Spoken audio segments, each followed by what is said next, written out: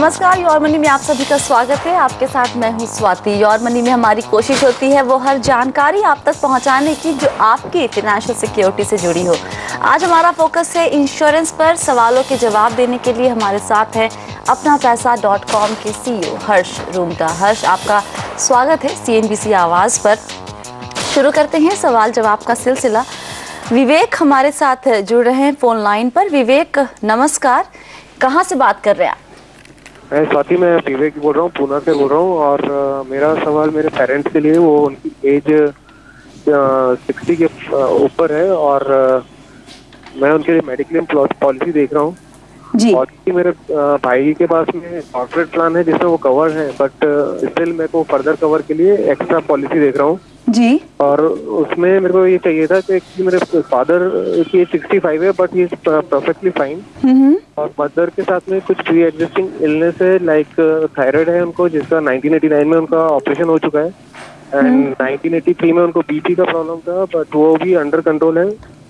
तो इसके लिए मेरे को पॉलिसी चाहिए था, तो आप कोई सजेस्ट कर सकते हैं? ओके, पिता की उम्र है 65 साल, उन्हें कोई प्रॉब्लम नहीं है। मम्मी की इनकी उम्र है 63 साल, उन्हें थायराइड है, बीपी की भी दवाई लेती है, घुटने का भी ऑपरेशन हुआ है। अब ये चाहते हैं उनके लिए पॉलिसी लेना, और ये बोल रहे हैं कि ऐसी पॉलिसी, इस कंपनी की पॉलिसी चाहिए जहां पर पहले कंपनी मेडिकल टेस्ट करवाया तभी पॉलिसी इश्यू करे, ताकि बाद में कोई दिक्कत ना हो। इन्होंने कुछ रिसर्च भी किया है। रेलिगेयर केयर पॉलिसी के फीचर्स काफ़ी अच्छे दिख रहे हैं। जानना चाहते हैं कि ये पॉलिसी कैसी रहेगी, क्या सलाह देंगे आप हर्ष? सबसे पहले तो गुड, काफी डिटेल में रिसर्च किया है इन्होंने दूसरी बारे में भी कहा था, स्टार रेड कारपेट वगैरह का को पेमेंट के बारे में भी मालूम है। मतलब रियली वेरी वेल रिसर्च्ड, सो कॉन्ग्रेचुलेशंस। सिर्फ जो रेलिगेयर का जो प्लान है, अच्छा प्लान है रेलिगेयर केयर का, सिर्फ ऑनलाइन अवेलेबल है, इसलिए प्रीमियम्स भी अच्छे हैं इसमें। लेकिन आपने कहा है कि को पेमेंट नहीं है, एक्चुअली इसमें है को पेमेंट। अगर 61 साल की उम्र के बाद आप एंट्री लेते हैं पहली बार तो 20% को पेमेंट है, लेकिन आप कोई भी कंपैरेटिव पॉलिसी लीजिए, सब में आपको को पेमेंट मिलेगा। इसलिए मेरे ख्याल से सिर्फ उस वजह से ये प्लान ना लें ऐसा नहीं है। एक सजेशन है, इसमें जो आप 4 लाख का सोच रहे हैं उसमें सब लिमिट एप्लीकेबल रहता है, यानी जो आप रूम का भाड़ा है वो 4,000 रुपये से ज़्यादा नहीं दे पाएंगे और बाकी सारे खर्चे भी फिर उसके हिसाब से हो जाएंगे। इसके बजाय 4 लाख के बजाय अगर आप 5 लाख की सेम पॉलिसी रेलिगेयर केयर ही लें तो आपको ज़्यादा अच्छा रहेगा, क्योंकि सब लिमिट हट जाएगी, तो को पेमेंट रहेगा, सब लिमिट हट जाएगी। और हो सकता है चूंकि आपकी माताजी के ऑलरेडी कोई प्री एग्जिस्टिंग डिजीजेज हैं, जैसे घुटने का ऑपरेशन वगैरह हुआ है, तो हो सकता है जब उनको वो टेकअप करे उस समय वो परमानेंट कोई एक्सक्लूजन भी कर सकते हैं। तो इस चीज़ का आपको ख्याल रखना है। जस्ट इन केस अगर आपकी माताजी को प्रॉब्लम होती है मिलने में, तो एक और आजकल नया अच्छा विकल्प है कि कई नेशनलाइज्ड बैंकों में ग्रुप पॉलिसीज़ मिलती हैं। को पेमेंट्स वगैरह उसमें भी होगा, सब लिमिट्स भी होगा, लेकिन मिलने के चांसेस हाई रहते हैं। तो इन केस ये रेलिगेयर केयर आपको नहीं मिलता है तो वो जो ग्रुप पॉलिसी है वो आप ट्राई कर सकते हैं। सिर्फ एक सेविंग्स अकाउंट उन बैंक के साथ खोलें, बैंक ऑफ बड़ौदा है, इंडियन बैंक है, कई बैंकों में है, जरूरी होता है। बिल्कुल, सेविंग्स अकाउंट खोलना जरूरी होता है। Okay okay, alright. तो आपके पास ऑप्शंस काफ़ी आपको दिए हैं हर्ष ने, और आप ऑप्शंस आपकी स्क्रीन पर भी है, आप देख लीजिए और जो भी आपको सूट करता है। अच्छी बात है कि आपने रिसर्च बहुत की है और आप वेल इन्फॉर्म्ड एक हमारे दर्शक हैं, जिसको जो टर्म्स होते हैं इंश्योरेंस के उससे आप फेमिलियर हैं, तो आपको बहुत दिक्कत नहीं होगी अपने लिए कोई एक पॉलिसी पसंद करने में, अपने पेरेंट्स के लिए खासकर। अगला सवाल लेते हैं। आदित्य हमारे साथ। आदित्य ने अपना सवाल ईमेल के जरिए भेजा है। इंश्योरेंस इन्हें लेना है, उम्र है 34 साल, सालाना आय है 19 लाख रुपए, करीब 1.5 करोड़ का ये कवर लेना चाहते हैं। इनका सवाल ये है कि अवीवा और एगॉन, मतलब 2 पॉलिसी अगर ले लें तो ज़्यादा बेहतर होगा या फिर सिर्फ एक पॉलिसी? एगॉन में इनको 2 तरह के ऑप्शन मिल रहे हैं। प्रीमियम ऑलमोस्ट दोनों का, अगर दोनों कॉम्बिनेशन में आते हैं तो ऑलमोस्ट सेम पड़ता है। एगॉन में जो इनके पास ऑप्शन है 35 साल का टेन्योर और राइडर है साथ में अटैच, दूसरे में 40 साल लेकिन राइडर वहाँ पर नहीं है। क्या सलाह देंगे? पहला जो उनका सवाल था, 1 या 2 में बांटना ठीक रहेगा? सो पहला सवाल जो 1 या 2 में बांटे, तो अगर हम देखें, अगर आप सबसे पहली बात, शायद कवर जो ये ले रहे हैं कम ले रहे हैं, अनलेस दूसरा हो। जी, अगर जी। 19 लाख की इनकम है तो 2.5 करोड़ के कवर के आसपास सोचना चाहिए। जब इतने कॉन्शियस हैं तो कैलकुलेशन भी शायद सही कर लें। अगर आप बांटते हैं ये 1.5 करोड़ का या 2.5 करोड़ का, तो बांटने में आपका ओवरऑल प्रीमियम ज्यादा लगेगा, हमारे कैलकुलेशन के हिसाब से क्लियरली ज्यादा लगेगा। तो बांटने में कोई खास फायदा नहीं दिख रहा है। इनफैक्ट क्लियरली नहीं बांटना चाहिए, बिकॉज प्रीमियम ज्यादा लग रहा है। अच्छा। दूसरा सवाल रेस किया कि कितने टर्म के लिए लें। जी जी। ये उन्होंने कहा नहीं है, लेकिन नॉर्मली आप उस टर्म के लिए लेना चाहिए जितना आपकी कमाई की उम्र है। तो अगर नौकरी करते हैं तो 60 की उम्र में रिटायर हो जाएंगे, तो 26 साल से ज्यादा का क्यों लें। लेकिन एक ये बहुत इंटरेस्टिंग सवाल इन्होंने किया कि मैं 35 की लूंगा, यानी जब तक वो 65-66 बरस के हो जाए या 70 बरस के हो जाए, या इवन 75 की बात कर रहे हैं जी। एंड इंटरेस्टिंग पॉइंट इज, अगर वो 60 तक का लेते हैं तो जो प्रीमियम आता है, समझो अगर हम 1.5 करोड़ की बात करते हैं तो 15,000 के आसपास प्रीमियम आता है जी। और 40 बरस का लें तो प्रीमियम 16,000 आता है। 1,000 रुपया एडिशनल प्रीमियम है। उसमें आपको ऑप्शन मिल जाता है कि इवन रिटायरमेंट के बाद 15 साल तक, लिटरली 75 की उम्र तक सिर्फ 1,000 रुपया प्रति माह अलग प्रति साल देना होगा। सो इट इज एक बार कमाई खत्म होने के बाद it is gambling on your debt, because actually you don't need life insurance. लेकिन यहाँ पे cost of gamble is 1,000 rupees a year. Chance, unfortunately the chance that this gamble will pay off, which means you will die, is high. As you go older उसका chance ज्यादा हो जाता है। तो चूंकि कॉस्ट इतना लो है, मे बी ये गैम्बल वर्थ टेकिंग है। तो आप बोलेंगे 40 साल का टेन्योर है वो लीजिए, ज्यादा बेहतर होगा। आदित्य, 40 साल के टेन्योर में एक इशू है इनकी दूसरे तीसरे सवाल के साथ। इन्होंने कहा है कि इनको क्रिटिकल इलनेस भी चाहिए। हाँ जी, हाँ अब क्रिटिकल इलनेस एगॉन में नहीं है, जो 40 साल का टर्म सिर्फ एगॉन देता है, 35 का दोनों देते हैं। अवीवा में सेपरेट क्रिटिकल इलनेस है। तो अगर वो अवीवा से लेते हैं 35 साल का टर्म कवर और क्रिटिकल इलनेस जो सेपरेट पॉलिसी है, हो सकता है मेडिकल एक ही जगह कराना पड़े। दो बार मेडिकल का झमेला शायद ना हो। तो सिर्फ उसके लिए अवीवा में जा सकते हैं, 5 साल का कम मिलेगा।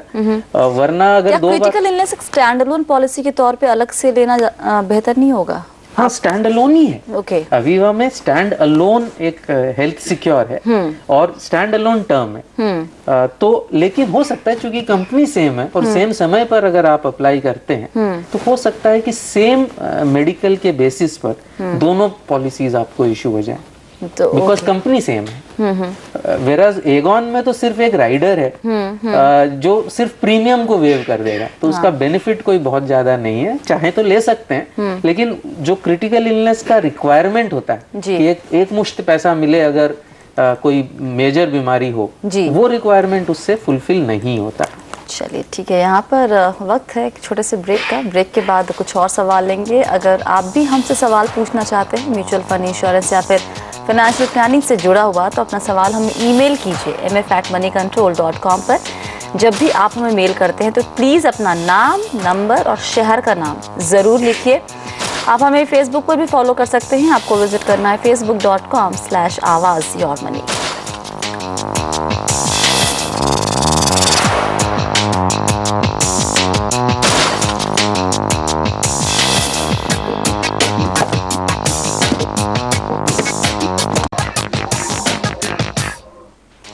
योर मनी में आप सभी का एक बार फिर से स्वागत है। आज हमारा फोकस है इंश्योरेंस पर। सवालों के जवाब दे रहे हैं हर्ष रूंगटा। अगला सवाल अभिजीत सरकार पूछना चाहते हैं। अभिजीत जी नमस्कार, क्या जानना चाहते हैं आप? नमस्कार मैडम जी।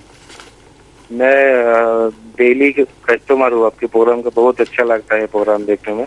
बहुत बहुत शुक्रिया योर मनी देखने के लिए। आज आप क्या जानना चाहते हैं अभिजीत जी? अच्छा मैडम, मुझे एक टर्म प्लान मिला है, तो मेरी इनकम जो है सालाना 2.5 लाख का है। अच्छा। और मेरे ऊपर मेरे फादर और मदर डिपेंडेंट है। अच्छा। कितना लेना चाहिए मुझे? और जो टर्म प्लान लेने के बाद आप जरा बताइएगा मेरे जो प्रोफाइल में जी आपके पास दो पॉलिसी है, LIC जीवन रक्षा और LIC जीवन सुरभि। हाँ मैडम, मैं LIC जीवन सुरभि अगर पर मंथ देता हूँ 5 साल हुआ है और कवर है सम एश्योर्ड सिर्फ 2 लाख का है। ओके ठीक है। और PLI का जो है वो 35 साल के लिए लिया था, तो वो भी 4-5 साल हुआ है जी। तो जरा बताइएगा ये अगर टर्म पे लूं मैं तो फिर जीवन सुरभि में बंद कर दूं क्या? एक बार दोबारा पूछना चाहूंगी, जीवन सुरभि और जीवन रक्षा को लिए भी कितने साल हो गए आपने बताया अभी? जीवन रक्षा मैडम और 2 साल है वो मैच्योर्ड है वो अच्छा वो मैच्योरिटी के पास है। और जीवन सुरभि भी जो है वो 5 साल हुआ है, सिर्फ 15 साल बाकी है। 15 साल बाकी है। बहुत ही बढ़िया सवाल। अगर इन्हें लग रहा है कि अब एक टर्म प्लान की जरूरत है क्योंकि इनके पेरेंट्स डिपेंडेंट है, अच्छी बात है, लेना चाहिए। लेकिन क्या इन दो पॉलिसी को, जीवन रक्षा को तो ये कंटिन्यू करेंगे, ये 2 साल बचे हैं मैच्योरिटी में, लेकिन जीवन सुरभि को क्या बंद करने की आप सलाह देंगे? सो अगेन आई थिंक ये जैसे इन्होंने भी कहा, ये आपके शो के बदौलत है कि लोग जो हैं सही डायरेक्शन में जा रहे हैं, तो सबसे पहले बधाई आपको। और जो इन्होंने टर्म प्लान कहा है कितना लेना चाहिए, तो चूंकि यंग हैं काफ़ी, मेरे ख्याल से इन्होंने कहा है कि इनकी उम्र 29 साल की है, तो करीबन 15 से 20 गुना इनको लेना चाहिए, तो करीबन 40 लाख के आसपास लेना चाहिए।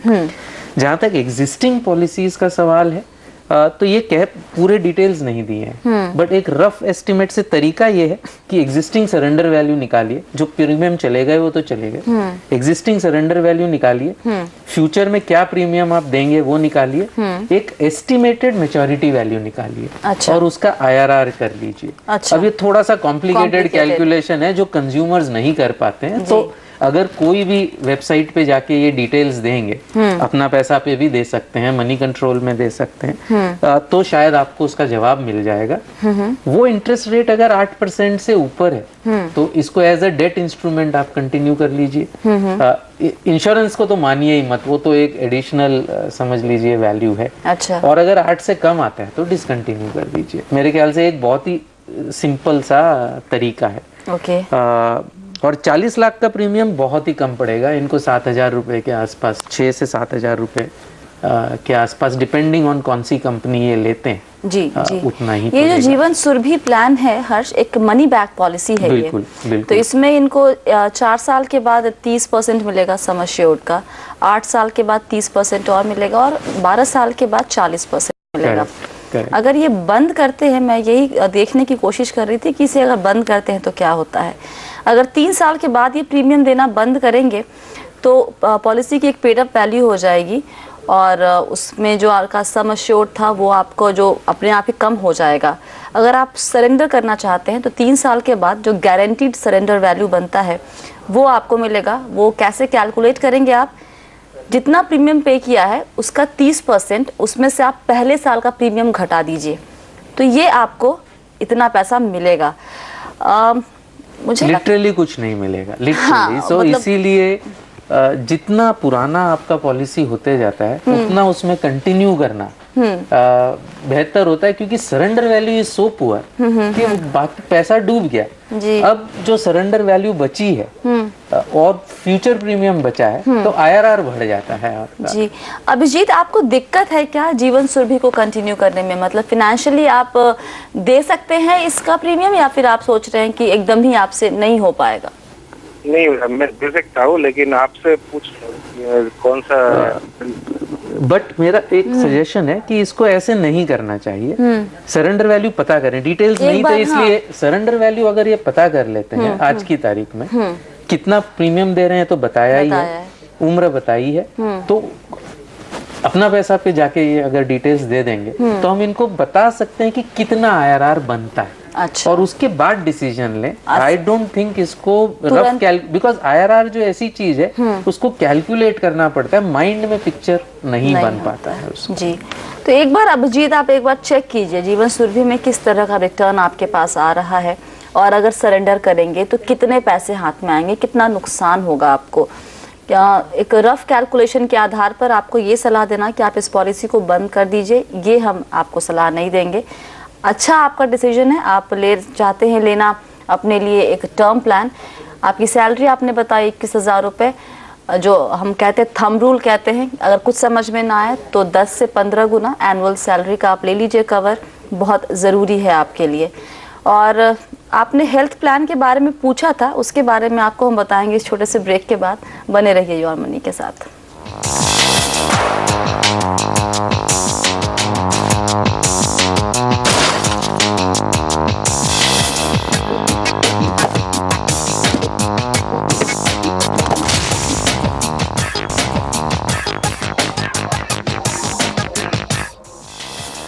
योर मनी में आप सभी का एक बार फिर से स्वागत है। फोकस है इंश्योरेंस पर सवालों के जवाब दे रहे हैं हर्ष रूंगटा। ब्रेक के पहले हम बात कर रहे थे अभिजीत से टर्म प्लान के बारे में, तो इन्हें सलाह हमने दे दी, लेकिन उन्हें एक हेल्थ प्लान भी चाहिए था। ऑप्शंस बहुत है इनके पास। बिल्कुल, और यंग है और अगर कुछ प्रॉब्लम नहीं है तो इनको कॉम्बिनेशन लेना चाहिए। 3 लाख का इंडिविजुअल पॉलिसी और 5 लाख का टॉपअप। अगर अपोलो की पॉलिसीज लेते हैं तो आई थिंक रफ कॉस्ट दोनों का मिला के करीबन 5,000 रुपए आएंगे। अच्छा। 8 लाख का कवर इफेक्टिवली हो जाएगा। मोर इम्पोर्टेंटली खुद का भी है, पेरेंट्स का कवर लेना बहुत जरूरी है। उम्र नहीं लिखी है, बट अज्यूम अगर 60 साल की करें तो रफली 15,000 रुपए लगेंगे अगर 3 लाख का फैमिली फ्लोटर पेरेंट्स के लिए लेते हैं तो उसका टैक्स डिडक्शन भी इनको मिलेगा। खैर इनकी इनकम के हिसाब से टैक्स पेरेंट्स के लिए इंडिविजुअल प्लान लेना बेहतर होगा इनके लिए। फैमिली प्लान हम लोग इंडिविजुअल ही हमेशा रिकमेंड करते हैं। इस केस में सैलरी की जो है इशू, उस वजह से इसमें फैमिली फ्लोटर रिकमेंड किया गया। चलिए अगला सवाल लेते हैं। योगेंद्र सिंह सोलंकी हमारे साथ जुड़े हैं फोन लाइन पर। सोलंकी साहब नमस्कार, क्या जानना चाहते हैं आप? स्वाति जी नमस्कार जी। मैं दिल्ली से बोल रहा हूँ और मेरी एज 29 है और मेरी मंथली सैलरी 50,000 है। अच्छा।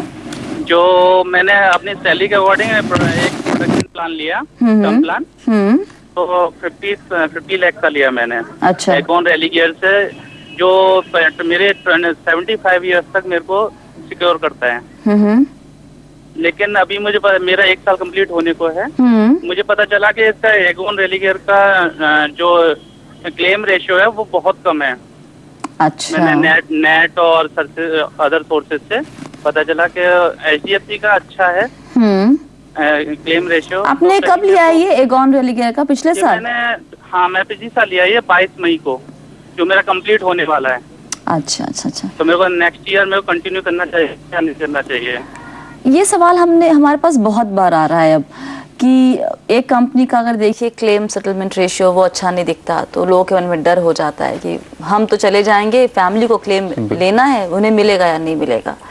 अब इन्होंने इसे पिछले साल लिया है, पढ़ाई की, सुना, इन्हें भी लग रहा है कि रिस्क है यहाँ पे थोड़ा इनके लिए, तो क्या सलाह देंगे आप?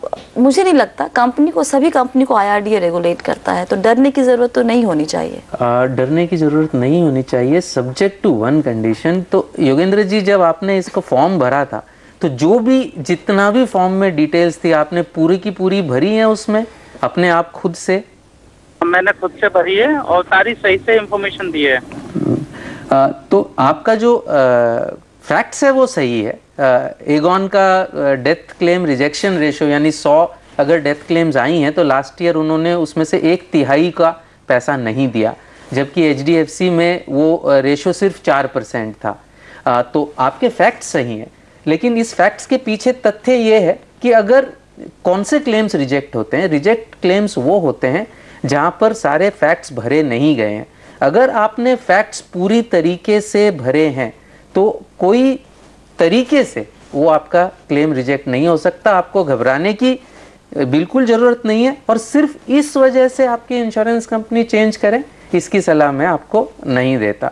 और क्योंकि इसमें भी लाइफ में भी 2 साल होने के बाद जो है क्लेम का प्रॉब्लम कम हो जाता है, तो मेरे ख्याल से अगर आपने सब कुछ सही भरा है तो घबराने की बिल्कुल ज़रूरत नहीं है। लेकिन एट द सेम टाइम आपने ये पॉलिसी ली है सेटिस्फैक्शन, माइंड के सेटिस्फैक्शन के लिए।